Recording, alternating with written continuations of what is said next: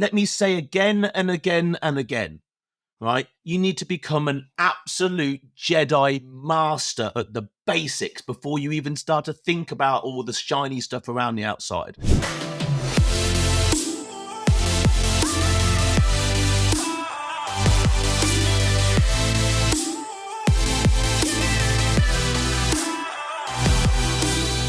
Yes, my men, we are back.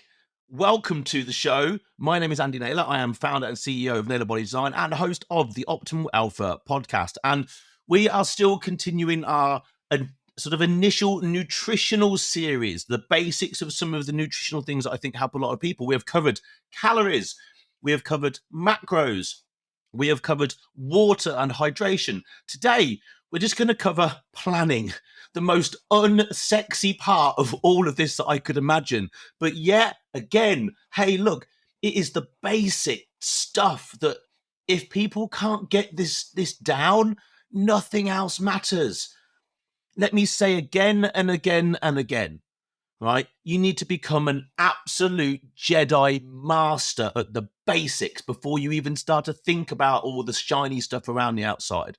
So let's dive straight in. We're going to be talking about today, basically planning and execution when it comes to, again, just the basics of your nutritional outlook. We're not diving too deep at the moment. I want you just to start to get this sort of overarching theme. So we're going to go into why plan, how to plan, and then how to adapt and overcome when the shit hits the fan, because it will do. So why plan? Well, with no plan, there is no path. There is no route. There is no map. There is going to be no result. Let me put it to you like this analogy. You are the captain of a ship and you sail out of a harbor with no compass and no map. Where do you think you're going to end up? You haven't got a clue, have you? You don't know. So if you're going after a physique goal, whatever that might be, and you put into the training and all of that stuff to one side, you have no nutritional plan whatsoever, what on earth do you think is going to happen? Again, I speak to people and I ask this same question on all of the consultations. You know, what are your food choices? What does it look like? And then do you feel like you have a structured plan? And the amount of people that say to me, yeah, I really do. And I'm like, okay, so why are you not making any progress then? Or why are you not making the progress that you would prefer to be making? Yes, you might be able to tell me your food choices, but that's no plan. That's just the choices of food you're shoveling down your throat every day. There has to be a clear plan, a clear path.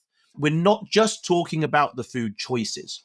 It's got to be about the quality of the food, the choices of the food, the amounts of the food, the calories and the macros, even down to maybe the timing of the food. Where are you putting the macros? Where are you putting the bulk of the calories? Where do you place the carbohydrates? All these things matter. But then before all of that is, when are you going to buy the food? When are you going to cook it? You need to find systems that are going to fit into your life, that become the overarching plan of your nutritional outlook. There are many elements to it. Don't be overwhelmed by it, but you've got to sit down and at least write something down and go, right, this is how the structure of my nutrition is going to look. If there is no plan, you've got no route forward, forget it, you're goosed, it's over. So that is simply put, in a very quick few sentences, the reason why to have a plan. So how do we plan? It's pretty simple. Guess where you need to start if you're going to put together a nutritional plan? Where would you start? What's the first thing that comes to your mind right now? So the first thing that comes to my mind is what's your damn goal? What are you looking to achieve? If you're going to go and create a plan, what is the outcome you want the plan to help you create? Do you need better health? Do you need to drop body fat? Do you need to build muscle? Do you need to train for sport? Like, what is the thing that you need to do? Work out your goal. Then from your goal, start high level. What are the calories required to help you achieve the goal? Then what will be the macros that make up those calories? I've spoken about those very briefly in earlier episodes. Go back and listen to those. How many meals are going to fit your life? Don't just follow a plan where someone else, matey down the gym's eating 6 meals a day and looks great, and you think you've got to eat 6 meals a day. I eat 3 or 4 meals a day. Why? Because it suits my world, it suits my busy life, and it works great for me. There have been times when I've certainly eaten 6 meals a day, and that's also been absolutely fine for me. But what you've got to find is what works for you. Someone else's plan isn't going to necessarily work for you. So the number of meals, the timing around training. So if you're going to train in the morning, your meals will look different in the morning than if you were going to train in the evening, mostly due to where do you put your carbohydrates. So you've got to start planning that out. When is the best time of the day for you to train? For me, I train best between 9 and 11. So for me, I have one meal before I train that's carbohydrates, one meal that's carbohydrates after. Then I can not eat carbohydrates for the rest of the day if I don't want to, because I've got them around my training when my body is going to partition those nutrients best. You need to start to think about that, and only you can work that out.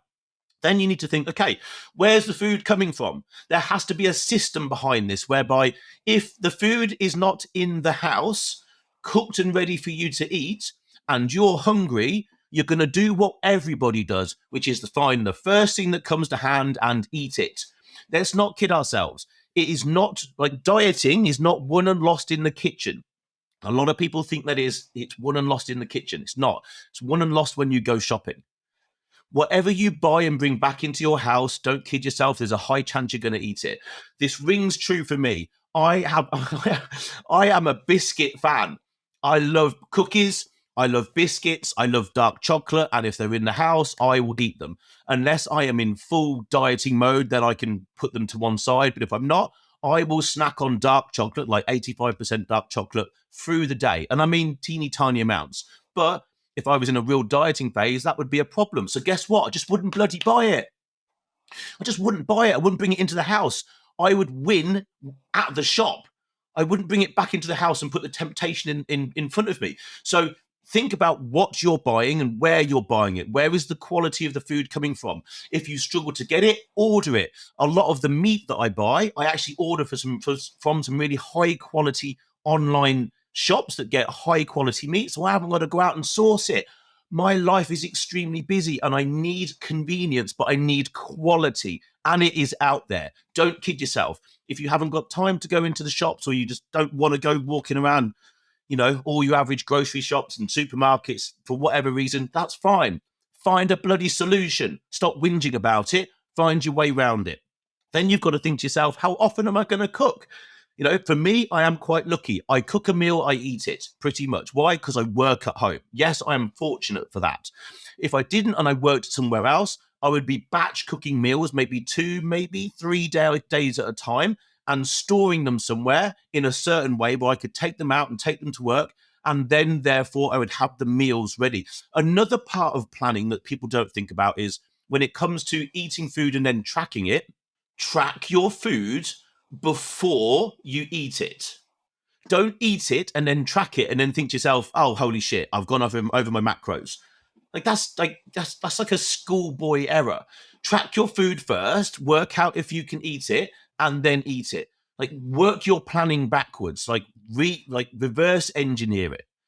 And this is also about how to adapt and overcome, because things are not, you're not just going to create a plan and it's not just going to go to plan. A plan should be always ever evolving. Your goal is probably always ever going to evolve. And therefore your needs are going to evolve as you get lighter, as you get heavier, as your digestion changes, as your food preferences changes, as your life changes. You're going to need to keep up with that of your food. If you don't, your plan is then null and void. So you need to learn to adapt and overcome. Your plan will fail. Learn from that. One of the things a lot of people do is they'll mess their food up at some point in the day, and then that's it. It's like the whole day has gone to shit at that point. Oh God, I've gone off. Do you know what? I've had 3 biscuits, at break time at work. That's it. I'm now going to literally snort a whole box of fucking cookies and dive into some fucking Ben and Jerry's, because I might as well just sod the whole day off because I've literally just made a little mistake. It's like imagine someone let the air out of one of the tires on your car. Would you then go and stab the other 3 tires because one of the tires has been let down? Of course you bloody wouldn't. But people sabotage their whole day because they've made one small mistake. Understand the mistake, ring fence it, and overcome. Learn as you go. Learn where your triggers are. Learn where you tend to fail over and over again. For most people, it'll either be at the weekends, it will be in stressful or emotional situations, or it will be in the evening. Learn from that. Take whatever action you need to take to make sure that it doesn't happen. You already know it's going to happen. It's been happening for bloody years, probably. Take some action. Maybe reach out and get some help. You will fail on your diet. Everybody does. Don't beat yourself up about it. Write it down, work out what happened, adapt and overcome, and then track and log as much as you possibly can. I know, again, a lot of people say to me, I don't have time, my fitness pal, I ain't got time to do that. That's a load of shit. I'm sorry, but that's just a load of shit. I've never heard so much crap.